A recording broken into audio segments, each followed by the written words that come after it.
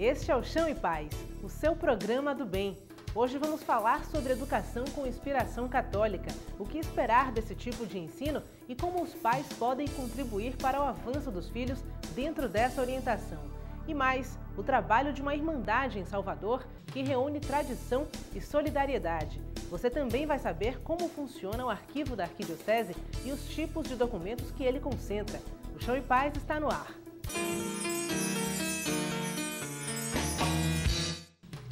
O conteúdo de uma escola católica tem compromisso não apenas com o programa acadêmico de uma instituição de ensino de qualidade, mas também com o perfil do estudante que será formado.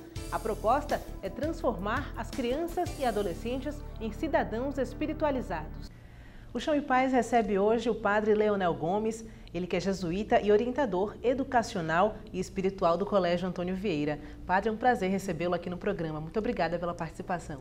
Prazer é todo meu, Luana, aceitar também esse convite que para a gente é tão especial e é de tanta importância falar um pouco sobre a educação nos dias de hoje, né? A educação que tem seus limites, tem seus avanços, mas fazer parte desse programa é um grande prazer. Muito obrigado pelo convite. Pois é, então. A gente fala hoje sobre educação com inspiração católica. E para começar a falar sobre esse tema, padre, eu queria que o senhor falasse para a gente como é que é preparada a abordagem para esse tipo de ensino. Bom, hoje o ensino católico, no geral, é uma exigência muito grande, porque pelas famílias que procuram, pela resposta que a sociedade espera de uma escola confessional, e pelo próprio conteúdo que a escola desenvolve, né? O conteúdo pedagógico, o conteúdo pastoral que as instituições desenvolvem dentro da sua própria pedagogia, da sua própria maneira de abordar. Então, existe todo um trabalho feito antes, durante e depois. Antes, para selecionar as pessoas com as quais nós vamos contar com esse trabalho, durante a formação permanente, que é fundamental também, das pessoas que estão implicadas diretamente com a formação de jovens, de adolescentes, de crianças e de adultos, inclusive, como é o caso também do Colégio Antônio Vieira aqui em Salvador, e também o pós, porque é a nossa preocupação, que tipo de cidadão está atuando na sociedade hoje. Então, é sempre uma preocupação constante e um debruçar-se constante sobre que tipo de pessoa hoje nós formamos e desejamos formar para atuar na sociedade hoje. Uhum. E qual é o diferencial? Claro que essa abordagem, né, que visa o cidadão que está sendo formado ali já é com certeza um desses diferenciais, mas quais são os diferenciais de uma formação católica? Claro, hoje nós falamos assim, as escolas confessionais, né? Hoje nós temos várias escolas aqui em Salvador, vários colégios de porte, entendeu?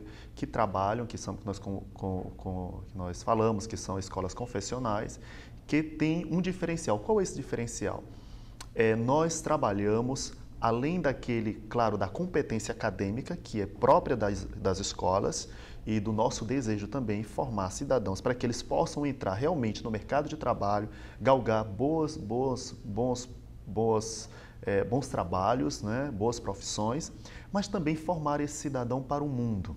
Ou seja, o que significa formar o cidadão para o mundo? Formar também na sua dimensão humana, espiritual, também de socialização com os outros amigos, com os outros companheiros de estudo, né?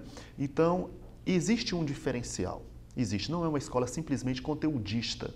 Não é? Nós não pensamos simplesmente aprovar, desejar que os alunos sejam aprovados nas melhores universidades do país. Não é somente, é também um desejo nosso e nós prezamos por isso. Existe uma educação de qualidade, uma educação que preza pela qualificação, pela qualidade do ensino. Mas existe outra vertente também que nós dizemos que é fundamental e que é um dos carros-chefes também da educação católica, que é formar o cidadão no seu ser pessoa, preocupado com a pessoa mesmo, preocupado com essa pessoa também que se desenvolve no seu âmbito espiritual. Não é? Hoje nós não podemos contar simplesmente com técnicos, mas também com aquela pessoa que é aquele profissional, mas que te atende com um jeito diferente, uma forma diferente, com um olhar diferente. Entendeu? Então, assim, esse lado que nós trabalhamos, essa formação humana, espiritual, ela é fundamental e faz todo um diferencial. Você consegue perceber os alunos, os profissionais que saem dessas escolas, dessas instituições, mais formados, creio, pelo menos nesse aspecto, né, mais trabalhados, mais sensíveis com o social, com a realidade do outro, mais preocupados com a realidade do outro. Por quê? Porque isso é uma construção. Isso não se faz do dia para a noite. Isso é uma construção e nós trabalhamos essa formação desde quando eles entram no colégio, que são ainda crianças, e vão se desenvolvendo, sempre exigidos a terem esse olhar diferenciado, com formações, as diversas formações, visita a asilos, visita a creches, visita a comunidades carentes, trabalhos voluntários, celebrações, trabalho em grupo, trabalho em equipe. Então, tudo isso, retiros, formação, viagens para encontrar com outros jovens também, para que possam partilhar a própria vida. Então, todo esse trabalho que é desenvolvido favorece, sim, ao adolescente, ao jovem, uma visão de mundo diferente, de sociedade diferente, de comportamento diferente. E simplesmente isso dá um diferencial que a gente percebe, né? E eles falam isso, quando eles chegam na universidade, eles se assustam com a maneira como eles encaram esse novo mundo, todo naquela competição, aquela correria, e eles saem desse universo que é um universo de acolhida, um universo onde eles se sentem bem, eles se sentem acolhidos. E isso dá o diferencial. E são essas pessoas que nós queremos apostar para tornar um mundo diferente, uma sociedade diferente, pessoas diferentes. Então, existe esse diferencial que nós marcamos, fazemos questão de marcar esse diferencial e a essa exigência também, e eles dão uma resposta sem dúvida, porque eles acolhem de uma maneira diferente. A família também, nós contamos muito com as famílias, sem dúvida. As famílias são fundamentais para que a gente possa desenvolver bem esse trabalho e a resposta que eles dão para a sociedade, para a família, como pais, como mães, ou a profissão que eles escolherem, eles também dão uma resposta diferente. Com certeza, até porque isso interfere na maneira como essas pessoas vão se comportar no mundo, né? Como pessoas, como cristãos, no caso, e também o próprio mercado exige isso, de uma certa forma, essa sensibilidade para questões sociais, para questões humanas, né? Isso, a gente observa que hoje nas grandes empresas multinacionais, essas grandes empresas de grande porte, elas não desejam, a gente tem acompanhado, elas não desejam simplesmente o cidadão por ele ser técnico e competente, mas ele também tem que ter outras habilidades.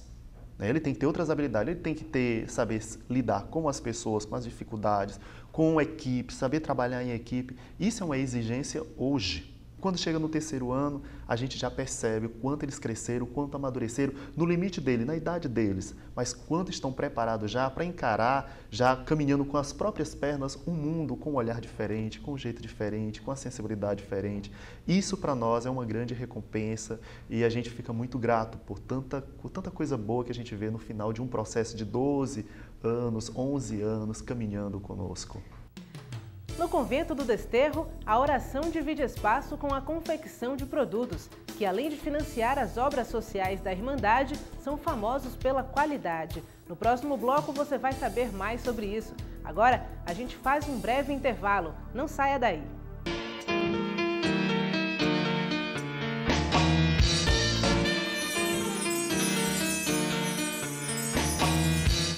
O projeto Força Feminina promove nesta quarta-feira o primeiro encontro de cirandas parceiras, com o objetivo de fortalecer a rede e melhorar o processo de garantia de direitos das mulheres. O evento será às 14h, na sede do projeto no Pelourinho. Para mais informações, 3322-5432. Para formar adultos católicos, é preciso tornar o templo religioso familiar para o estudante desde a infância. É dessa forma que as crianças aprendem desde cedo a diferenciar espaço de oração de espaço para brincadeiras. E isso é construído não só com visitas a instituições, mas também com espaços de oração, né? No dia a dia do estudante. Isso. Normalmente nós cultivamos muito isso, né?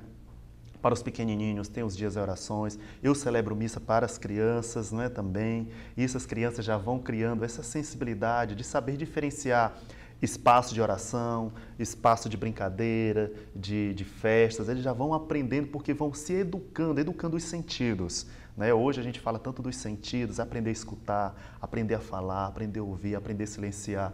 E essas crianças já são educadas nos sentidos a partir de quando já entram na escola, quando começam a participar das celebrações, quando começam a participar das atividades religiosas, e assim vão crescendo, e a gente trata de cultivar isso durante todo o tempo escolar, né? Com esse momento. E a gente sabe que é um grande ganho para a sociedade hoje quando esses jovens, esses adolescentes saem das escolas, homens e mulheres mais espiritualizados, com a espiritualidade um pouco mais trabalhada, com a espiritualidade um pouco mais vivenciada, né? Às vezes não participam da sua paróquia, não participam em uma igreja, mas tem um espaço onde, em coletividade, onde, como grupo, como amigos, eles vivenciam esse espaço diferente, essa realidade diferente, de perceber algo que é muito maior do que eles e que rege a vida deles.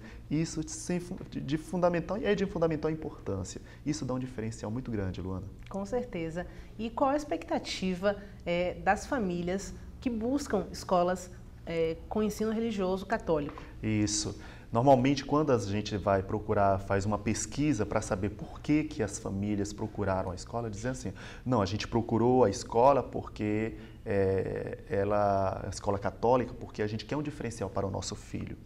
Nós queremos que o nosso filho seja educado também naquilo que a gente acredita, naquilo que a gente confessa.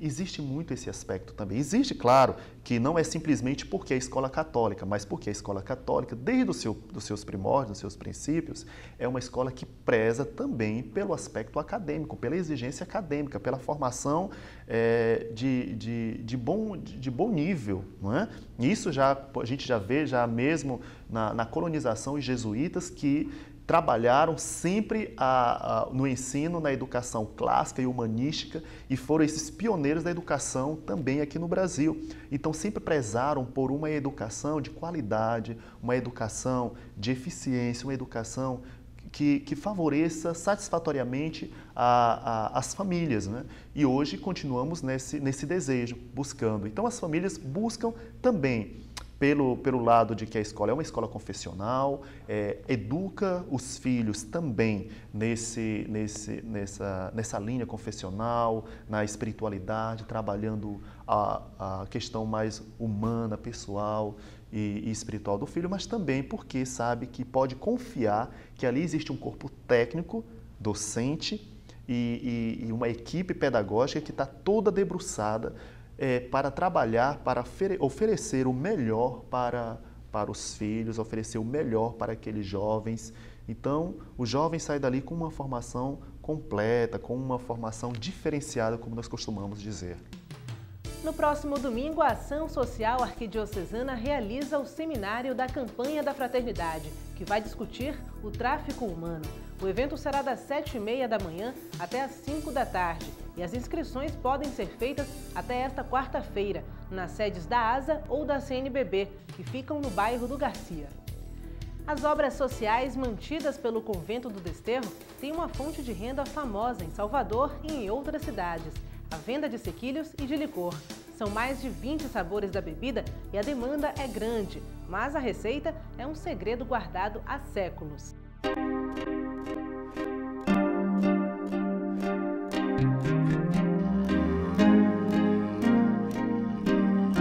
Genipapo, tamarindo, passas e rosas. Esses são os licores mais vendidos entre os 23 tipos produzidos no convento de Santa Clara do Desterro, no bairro de Nazaré. Para chegar a este resultado, o processo é longo. As irmãs Clarice, elas deixaram, para as irmãs franciscanas do Sagrado Coração de Jesus e a gente deu continuidade. Irmã Maria herdou uma tradição que começou há mais de 400 anos. Hoje, ela é responsável pela fabricação, que soma 60 litros por mês da bebida, famosa não apenas em Salvador. Fui convocada a ficar no licor e agora eu tenho que abraçar. Isso é muito procurado, Portugal, os alemães também, Curitiba, Pernambuco, em vários lugares aqui do Nordeste e nos outros também países. A dedicação é intensa. Por dia, ela passa pelo menos um turno no espaço dedicado à produção e armazenamento do licor. As tarefas não estão restritas às etapas químicas da confecção. A higienização do ambiente é fundamental para não haver contaminação. E o tempo destinado a essa atividade deve aumentar. Afinal, os pedidos serão mais frequentes nos próximos meses e a preparação começa agora. Estou me preparando bem para a Copa, né? Que eu estou vendo aí que vai ser uma folia muito grande, né? E eu tenho que me preparar de ter o produto para mostrar o produto para o povo. Quais são os períodos que vendem mais? O mês de junho é muito procurado. O povo procura mesmo, né?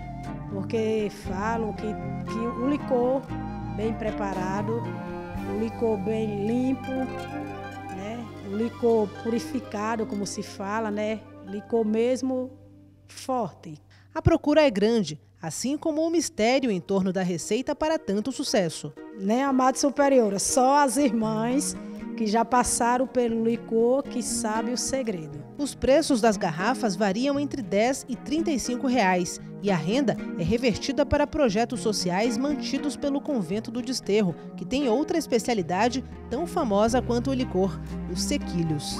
São sequilhos de coco com maisena, coco com baunilha, temos casadinho, carequinho, sequilho salgado que é de queijo, temos de creme de cebola que é o cebolinha. São as variedades. Para este especialista, produtos feitos por organizações religiosas representam formas de presentear o outro, promovendo o bem e fugindo do consumismo. É preciso saber o que comprar, né? O que está sendo lembrado através desse artigo que eu estou comprando.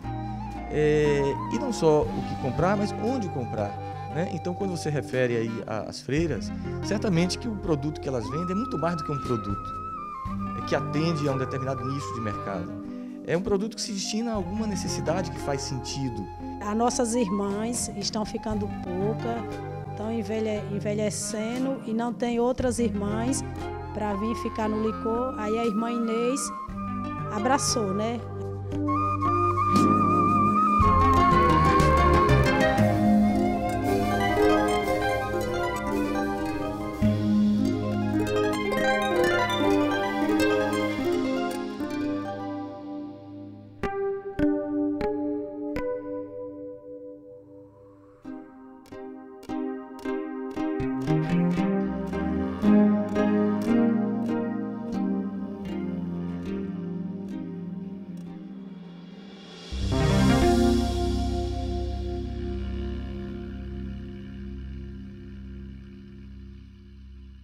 O Chão e Paz faz mais um intervalo. A gente volta já.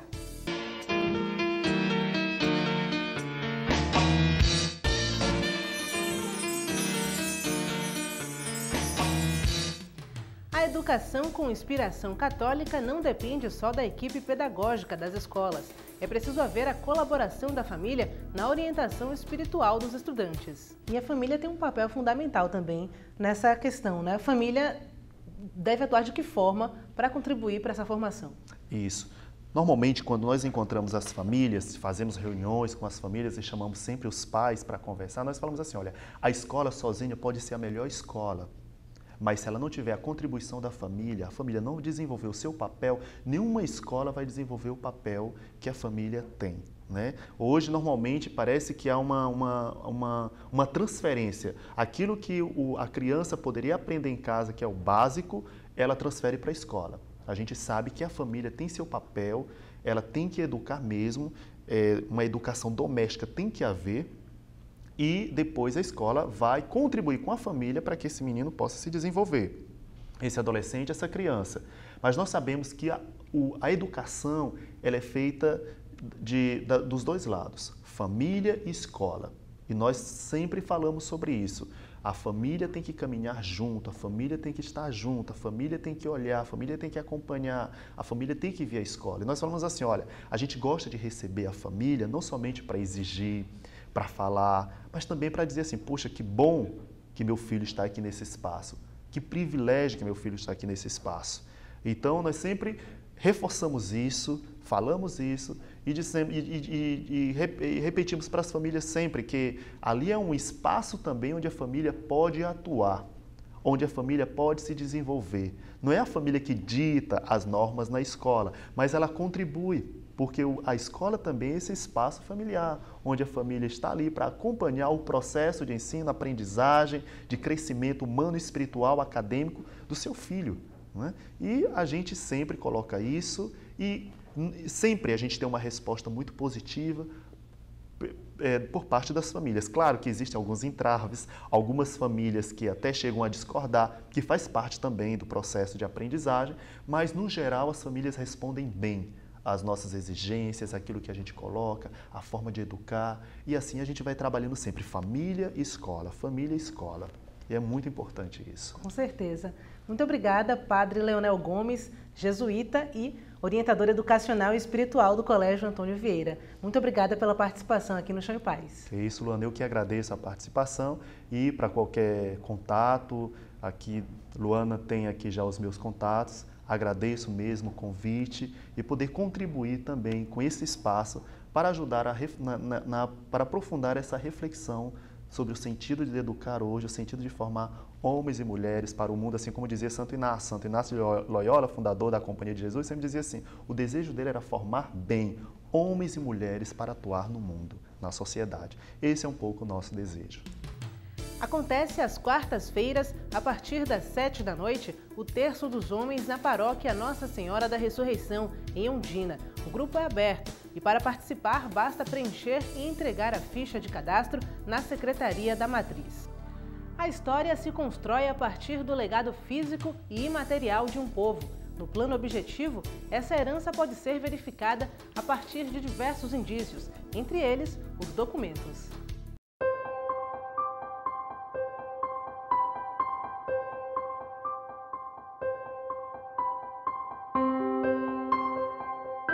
É no arquivo da Arquidiocese de Salvador que se concentra grande parte da história da capital baiana e de outras cidades brasileiras. Lá estão mantidos registros que comprovam a nossa dinâmica social e religiosa, certidões de batismo e de crisma, livros de casamento e decretos de criação de paróquias.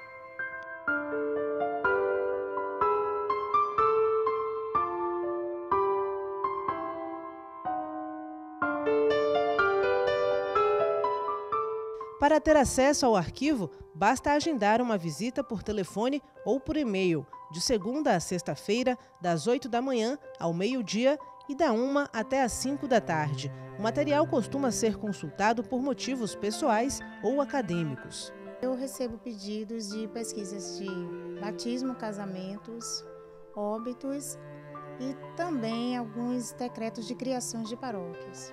O trabalho dela vai além da frieza dos livros e papéis. Afinal, são frequentes os casos de pessoas que procuram o arquivo para investigar a própria história ou comprovar idade para conseguir benefícios como aposentadoria.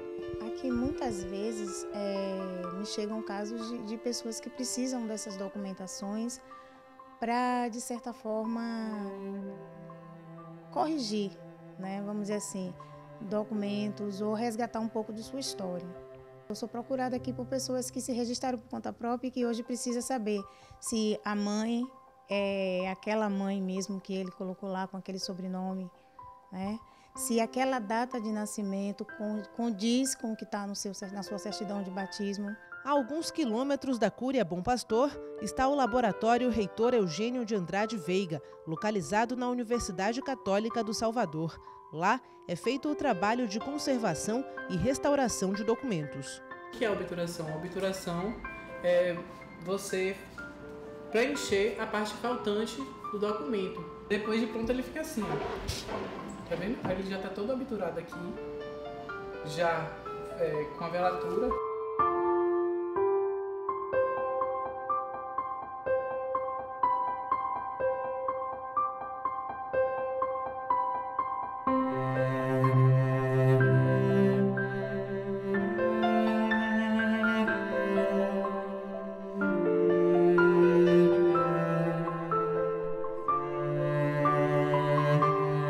Esse laboratório também é aberto a consultas públicas, sob o acompanhamento da equipe da unidade.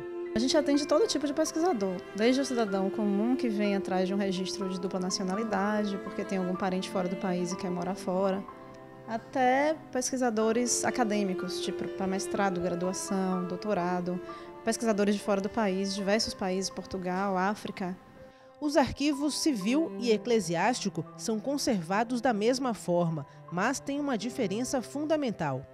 A diferença mais peculiar é aquela que no arquivo eclesiástico, arquivo religioso, nós tratamos de pessoas, como também no arquivo civil, só que no nosso caso o aspecto que mais acentua é a questão da religiosidade da pessoa, a fé da pessoa.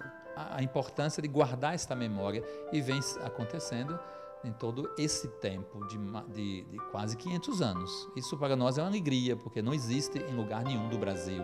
Salvador tem um arquivo próprio do início da história da igreja no Brasil.